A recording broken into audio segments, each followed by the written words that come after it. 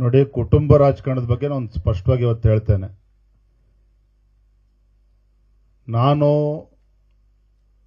ಹಿಂದೆ ವರ್ಣಾ ವಿಧಾನಸಭಾ ಕ್ಷೇತ್ರದ ಚುನಾವಣೆ ರಾಜ್ಯದ ಅಸೆಂಬ್ಲಿ ಚುನಾವಣೆ ಸಂದರ್ಭ ವರ್ಣಾ ಕ್ಷೇತ್ರ ಪ್ರಯತ್ನ ಮಾಡಿದೆ. ಅದು ಪರಿಣಾಮ ಏನಾಯ್ತು ಅಂತ ನಿಮಗೆ ಗೊತ್ತಿದೆ. ಕೇಂದ್ರದ ವರಿಷ್ಠರು ಅದೇ ಕಾರಣಕ್ಕೂ ಕೊಡಲ್ಲ, ವಿಜೇಂದ್ರಗೆ ಅವಕಾಶ ಕೊಡಲ್ಲ ಅಂತೇಳಿ ನಿರ್ಧಾರವನ್ನು ಕೈಗೊಂಡ್ರು. ನನ್ನ ಕರ್ತವ್ಯ ಭಾರತೀಯ ಜನತಾ ಪಾರ್ಟಿ ಒಬ್ಬ ಕಾರ್ಯಕರ್ತನಾಗಿ ನಮ್ಮ ವರಿಷ್ಠರ ಒಂದು ಆದೇಶವನ್ನು ಪರಿಪಾಲನೆ ಮಾಡ್ತಕ್ಕಂಥ ನನ್ನ ಕರ್ತವ್ಯ ಕಾರ್ಯಕರ್ತನಾಗಿ ಅದು ಮಾಡಿದ್ದೇನೆ. ಎರಡನೇದು, ಬಸವರಾಜ ಬೊಮ್ಮಾಯಿ ಅವರು ಮುಖ್ಯಮಂತ್ರಿ ಇದ್ದಾಗ ನನ್ನ ವಿಧಾನ ಪರಿಷತ್ ಸದಸ್ಯನಾಗಿ ಆಯ್ಕೆ ಮಾಡಬೇಕು ಅಂತೇಳಿ ರಾಜ್ಯದ ಕೋರ್ ಕಮಿಟಿನೂ ಕೂಡ ರೆಕಮೆಂಡ್ ಮಾಡಿತು.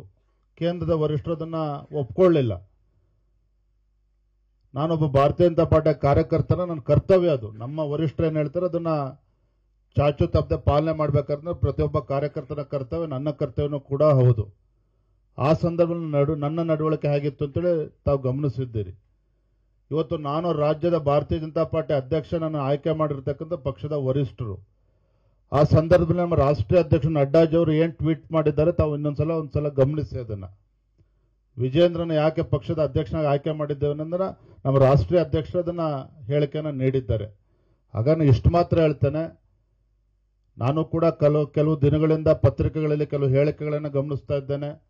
ಸಾಮಾಜಿಕ ಜಾಲತಾಣಗಳಲ್ಲಿ ಏನು ಚರ್ಚೆಗಳು ನಡೀತಾ ಎಲ್ಲವನ್ನೂ ಕೂಡ ಗಮನಿಸ್ತಾ ಇದ್ದೇನೆ. ನನ್ನ ಯಾವುದೇ ಒಂದು ತೀರ್ಮಾನ ಅಥವಾ ನನ್ನ ಒಬ್ಬನ ತೀರ್ಮಾನ ಅಲ್ಲ, ಪಕ್ಷದ ವರಿಷ್ಠರ ತೀರ್ಮಾನ.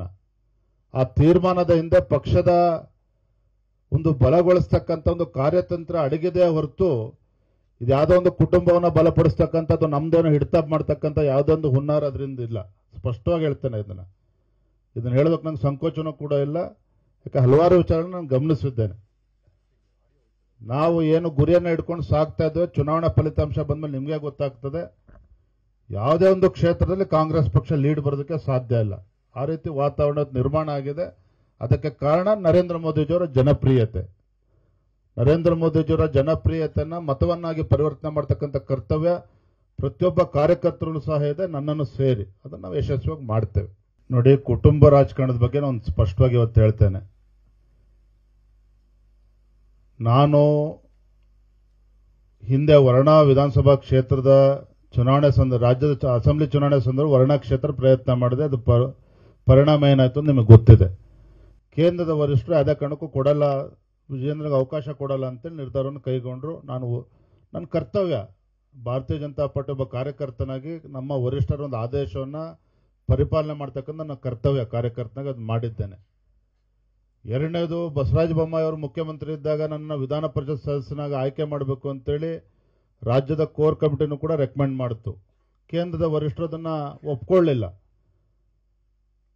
ನಾನೊಬ್ಬ ಭಾರತೀಯ ಜನತಾ ಪಾರ್ಟಿಯ ಕಾರ್ಯಕರ್ತನ ನನ್ನ ಕರ್ತವ್ಯ ಅದು. ನಮ್ಮ ವರಿಷ್ಠರು ಏನು ಹೇಳ್ತಾರೆ ಅದನ್ನು ಚಾಚು ತಪ್ಪದೆ ಪಾಲನೆ ಮಾಡಬೇಕಾದ್ರೆ ಪ್ರತಿಯೊಬ್ಬ ಕಾರ್ಯಕರ್ತನ ಕರ್ತವ್ಯ, ನನ್ನ ಕರ್ತವ್ಯನೂ ಕೂಡ ಹೌದು. ಆ ಸಂದರ್ಭದಲ್ಲಿ ನನ್ನ ನಡವಳಿಕೆ ಹೇಗಿತ್ತು ಅಂತೇಳಿ ತಾವು ಗಮನಿಸಿದ್ದೀರಿ. ಇವತ್ತು ನಾನು ರಾಜ್ಯದ ಭಾರತೀಯ ಜನತಾ ಪಾರ್ಟಿ ಅಧ್ಯಕ್ಷನನ್ನು ಆಯ್ಕೆ ಮಾಡಿರ್ತಕ್ಕಂಥ ಪಕ್ಷದ ವರಿಷ್ಠರು. ಆ ಸಂದರ್ಭದಲ್ಲಿ ನಮ್ಮ ರಾಷ್ಟ್ರೀಯ ಅಧ್ಯಕ್ಷ ನಡ್ಡಾಜಿ ಅವರು ಏನು ಟ್ವೀಟ್ ಮಾಡಿದ್ದಾರೆ ತಾವು ಒಂದ್ಸಲ ಗಮನಿಸಿ. ಅದನ್ನು ವಿಜೇಂದ್ರನ ಯಾಕೆ ಪಕ್ಷದ ಅಧ್ಯಕ್ಷನಾಗಿ ಆಯ್ಕೆ ಮಾಡಿದ್ದೇವೆ ಅಂದ್ರೆ ನಮ್ಮ ರಾಷ್ಟ್ರೀಯ ಅಧ್ಯಕ್ಷರು ಅದನ್ನು ಹೇಳಿಕೆಯನ್ನು ನೀಡಿದ್ದಾರೆ. ಆಗ ನಾನು ಇಷ್ಟು ಮಾತ್ರ ಹೇಳ್ತೇನೆ, ನಾನು ಕೂಡ ಕೆಲವು ದಿನಗಳಿಂದ ಪತ್ರಿಕೆಗಳಲ್ಲಿ ಕೆಲವು ಹೇಳಿಕೆಗಳನ್ನು ಗಮನಿಸ್ತಾ ಇದ್ದೇನೆ. ಸಾಮಾಜಿಕ ಜಾಲತಾಣಗಳಲ್ಲಿ ಏನು ಚರ್ಚೆಗಳು ನಡೀತಾ ಎಲ್ಲವನ್ನೂ ಕೂಡ ಗಮನಿಸ್ತಾ ಇದ್ದೇನೆ. ನನ್ನ ಯಾವುದೇ ಒಂದು ತೀರ್ಮಾನ ಅಥವಾ ನನ್ನ ಒಬ್ಬನ ತೀರ್ಮಾನ ಅಲ್ಲ, ಪಕ್ಷದ ವರಿಷ್ಠರ ತೀರ್ಮಾನ. ಆ ತೀರ್ಮಾನದ ಹಿಂದೆ ಪಕ್ಷದ ಒಂದು ಬಲಗೊಳಿಸ್ತಕ್ಕಂಥ ಒಂದು ಕಾರ್ಯತಂತ್ರ ಅಡಗಿದೆ ಹೊರತು ಇದು ಯಾವುದೋ ಒಂದು ಕುಟುಂಬವನ್ನು ಬಲಪಡಿಸ್ತಕ್ಕಂಥದ್ದು, ನಮ್ದೇನೋ ಹಿಡಿತ ಮಾಡ್ತಕ್ಕಂಥ ಯಾವುದೋ ಒಂದು ಹುನ್ನಾರ ಅದರಿಂದ ಇಲ್ಲ. ಸ್ಪಷ್ಟವಾಗಿ ಹೇಳ್ತೇನೆ. ಇದನ್ನು ಹೇಳೋದಕ್ಕೆ ನಂಗೆ ಸಂಕೋಚನೂ ಕೂಡ ಇಲ್ಲ. ಯಾಕೆ ಹಲವಾರು ವಿಚಾರಗಳನ್ನು ನಾನು ಗಮನಿಸಿದ್ದೇನೆ. ನಾವು ಏನು ಗುರಿಯನ್ನು ಇಟ್ಕೊಂಡು ಸಾಗ್ತಾ ಇದ್ದೇವೆ, ಚುನಾವಣಾ ಫಲಿತಾಂಶ ಬಂದ್ಮೇಲೆ ನಿಮಗೆ ಗೊತ್ತಾಗ್ತದೆ. ಯಾವುದೇ ಒಂದು ಕ್ಷೇತ್ರದಲ್ಲಿ ಕಾಂಗ್ರೆಸ್ ಪಕ್ಷ ಲೀಡ್ ಬರೋದಕ್ಕೆ ಸಾಧ್ಯ ಇಲ್ಲ. ಆ ರೀತಿ ವಾತಾವರಣ ನಿರ್ಮಾಣ ಆಗಿದೆ. ಅದಕ್ಕೆ ಕಾರಣ ನರೇಂದ್ರ ಮೋದಿಜಿಯವರ ಜನಪ್ರಿಯತೆ. ನರೇಂದ್ರ ಮೋದಿಜಿಯವರ ಜನಪ್ರಿಯತೆಯನ್ನು ಮತವನ್ನಾಗಿ ಪರಿವರ್ತನೆ ಮಾಡ್ತಕ್ಕಂಥ ಕರ್ತವ್ಯ ಪ್ರತಿಯೊಬ್ಬ ಕಾರ್ಯಕರ್ತರು ಸಹ ಇದೆ, ನನ್ನನ್ನು ಸೇರಿ. ಅದನ್ನು ನಾವು ಯಶಸ್ವಿಯಾಗಿ ಮಾಡ್ತೇವೆ. ಕನ್ನಡಿಗರ ಮೆಚ್ಚಿನ ನಿಮ್ಮ ನ್ಯೂಸ್ 18 ಕನ್ನಡ ಈಗ ವಾಟ್ಸ್ಆಪ್ನಲ್ಲಿಯೂ ಲಭ್ಯ. ಕರ್ನಾಟಕ ಮತ್ತು ದೇಶ ವಿದೇಶದ 360 ಡಿಗ್ರಿ ಸುದ್ದಿ ವಿವರವನ್ನ ನೀವು ನಿಮ್ಮ ಕೈ ಬೆರಳುಗಳಲ್ಲಿಯೇ ಪಡೆಯೋದಿಕ್ಕೆ ಈ QR ಕೋಡ್ ಅನ್ನು ಸ್ಕ್ಯಾನ್ ಮಾಡಿ. ನಮ್ಮ ಚಾನೆಲ್ ಅನ್ನು ಫಾಲೋ ಮಾಡಿ, ನೋಟಿಫಿಕೇಶನ್ ಆನ್ ಮಾಡಿ.